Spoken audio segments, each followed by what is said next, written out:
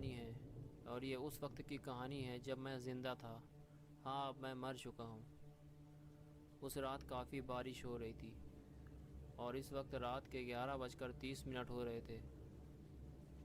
अब बारिश काफ़ी कम हो गई थी, शायद अब बारिश रुकने वाली थी और मैं अपने रूम में लेटा हुआ था और सोने की कोशिश कर रहा था। और बुल्ली अपने रूम में कंप्यूटर चला रहा था और वो मेक जोक हॉरर की वीडियोस देख रहा था क्योंकि उसे हॉरर वीडियोस देखना ज़्यादा पसंद है।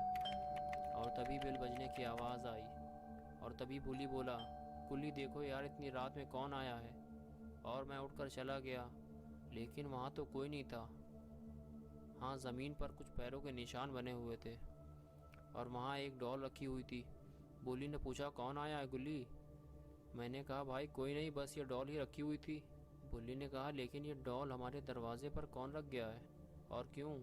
हो सकता है कि बाद में वो इसे लेने आए। मैंने कहा, लेकिन मैं इसे अपने रूम में नहीं रखूँगा, न जाने ये डॉल किसकी है। बुल्ली ने कहा, ठीक है, तुम इसे यहीं छोड़ दो। और फिर मैं अपने रूम में चला गया। बुल्ली भी अपना काम करने लगा।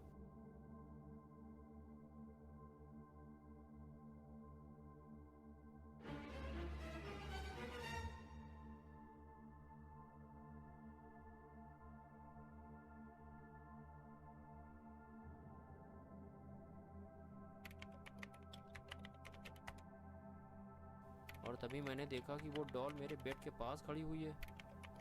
और तब मैं उस डॉल को बुल्ली के पास लेकर गया और बुल्ली से कहा, तुमने इसे मेरे रूम में क्यों रख दिया भाई? मैंने तुमसे कहा था कि मैं इसे अपने रूम में नहीं रखूँगा। तभी बुल्ली बोला, मैंने इसे नहीं रखा भाई, मैंने तुमसे कहा था कि इसे यहीं रख दो, शायद तुम ही इसे ले गए होगे। मैंने कहा कि मैं इसे क्यों ले जाऊँगा, मैंने तो पहले ही मना कर दिया था कि मैं इसे अपने रूम में नहीं रखूँगा, लेकिन अब इसे मेरे पास लेकर मत आना। ये कहकर मैं अपने रूम में चला गया और वो डॉल बुल्ली के बेड पर मैंने छोड़ दी थी। और मैं ये सोच रहा था कि ये डॉल आखिर है किसकी और कोई इसे क्यों छोड़ गया है। लेकिन बाहर जो मैंने पैरों के निशान देखे थे वो तो मुझे इसी डॉल के लग रहे थे, जैसे कि ये खुद ही चल कर आई हो। लेकिन ये कैसे हो सकता है? मैं बिना कुछ ज़्यादा ही सोचने लगता हूँ। और फिर जब मैंने करवट बदली तो वो डॉल मेरे बेड पर ही लेटी हुई थी। मैं देखकर काफ़ी डर गया और तभी बुल्ली की आवाज़ आई, गुल्ली वो डॉल यहाँ नहीं है, क्या तुम उसे अपने साथ ले गए हो? मैंने कहा, ये है वो डॉल जिसे तुम जानबूझकर मुझे डराने के लिए मेरे बेड पर रखाए थे। बुल्ली ने कहा, भाई मैं तो यहाँ से हिला भी नहीं हूँ, मैं तो कंप्यूटर पर ही काम कर रहा हूँ और मैं तुम्हें क्यों डराऊंगा।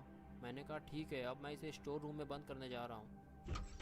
ये कहकर मैं उस डॉल को स्टोर रूम में ले गया और मैंने उसे वहीं बंद कर दिया।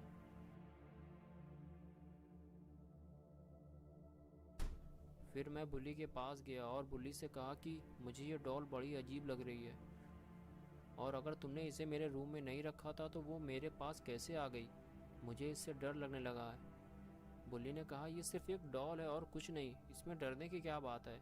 हाँ, ये बात थोड़ी अजीब है कि ये डॉल तुम्हारे पास कैसे पहुंच जाती है, ये तो मेरे भी समझ में नहीं आ रहा। ठीक है, अगर कल इसे कोई लेने नहीं आया तो मैं खुद इसे उस कुएं में फेंक दूंगा जो हमारे घर के सामने है, क्योंकि वो काफ़ी पुराना कुआं है और उसका पानी भी अब कोई नहीं पीता, ना उसके पास कोई जाता है। अब तुम जाकर सो जाओ।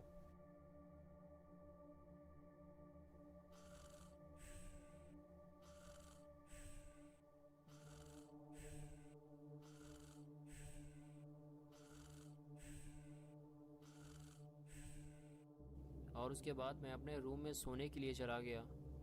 मैं अपने बेड पर लेट तो गया था, लेकिन मुझे नींद नहीं आ रही थी और अजीब सी घबराहट हो रही थी, जैसे कि कुछ बुरा होने वाला है। और कुछ देर बाद ही कुछ अजीब सी आवाज़ आने लगी, जैसे कोई दरवाज़ा खोलने की कोशिश कर रहा हो। लेकिन मैंने सोचा कि हो सकता है कि ये हवा से हिल रहा हो, क्योंकि हवा भी काफ़ी तेज़ चल रही थी। इसी वजह से मैं देखने भी नहीं गया।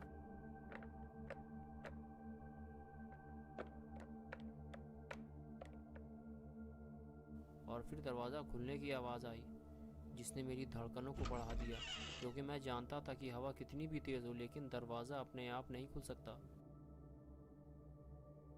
और फिर चेनसॉ चलने की आवाज़ आने लगी। हाँ, वही चेनसॉ जो अक्सर पेड़ काटने के काम में लाया जाता है।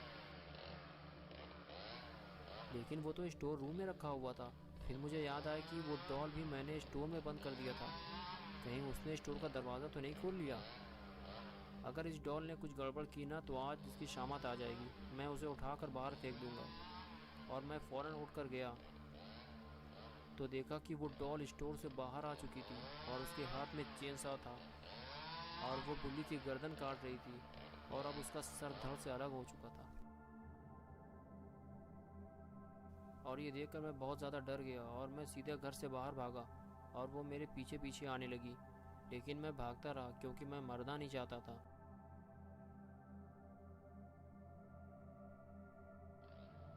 मैं बस भागता रहा। भागते भागते मैं उस कुएं के पास पहुंच गया जो हमारे घर के सामने था। यह काफ़ी पुराना कुआं था और यहाँ के लोगों का कहना था कि इस कुएं में कभी भी झांकना नहीं चाहिए क्योंकि इसमें झांकने वाला ज़िंदा नहीं बचता।